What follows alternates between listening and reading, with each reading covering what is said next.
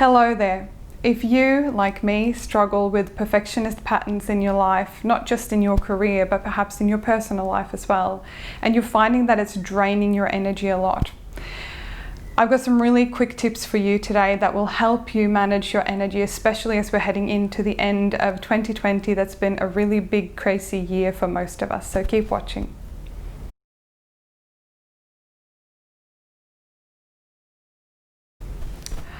Hello there, and a very warm welcome to The Bridge Coaching. If you're new here, my name is Emmy Peterson. I've been working as a career transition coach, and I've been helping people transition between roles, countries, and big career transitions for the last few years.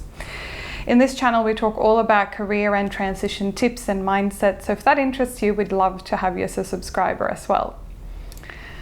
In today's video, we're covering a very important distinction for all the perfectionists out there, and I am and used to be a perfectionist myself. And when I say used to be, is that I probably still am a bit of a perfectionist, but I'm very aware these days of my perfectionist patterns. And I have great people around me who call me on this when they notice that I'm doing it. And one of my biggest signs that I'm doing perfectionism is that I refuse to ask for help, I'm pushing myself too hard, and I'm not clear on the end state. So what's the perfect thing that I'm looking to achieve?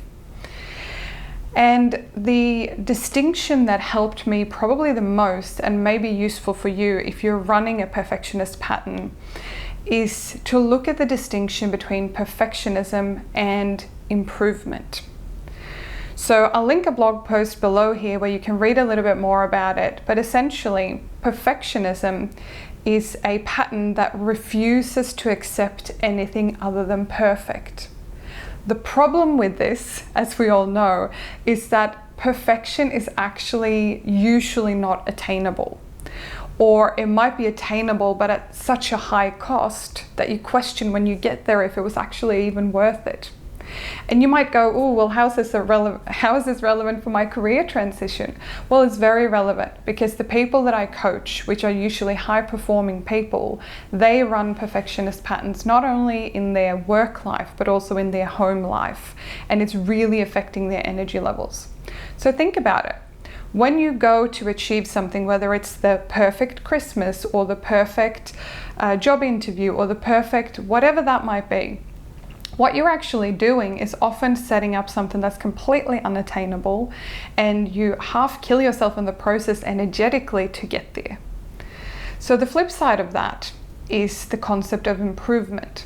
So improvement simply is the act of making something better.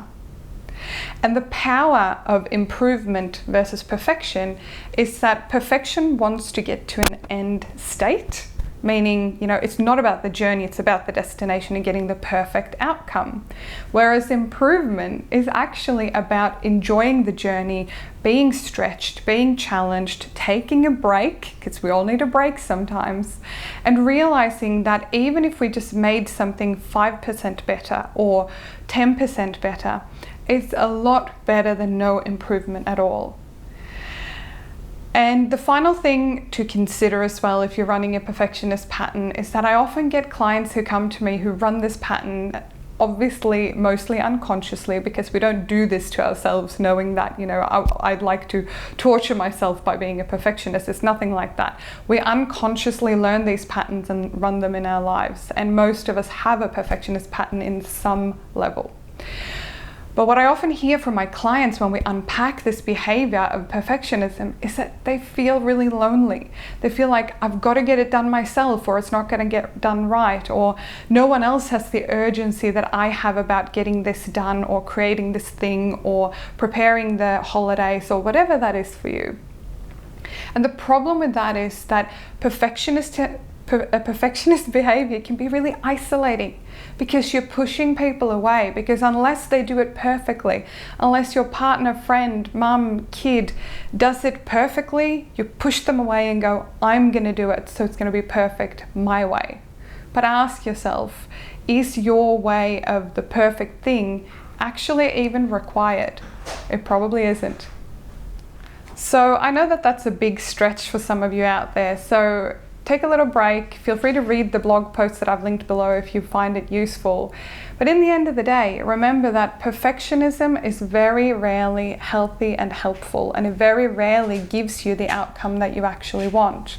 Whereas if you look at improvement, you're giving yourself permission to work on the thing, to get better at the thing, to get the thing wrong sometimes. But ultimately, you end up with a better result, and it's usually more of a teamwork approach as well. So that's just some food for thought for you. I'd love to hear your comments and thoughts in the comment section below here. And you can always email me with any questions or thoughts or reflections via hello@thebridgecoaching.com.au. All the best, and I'll see you in the next video.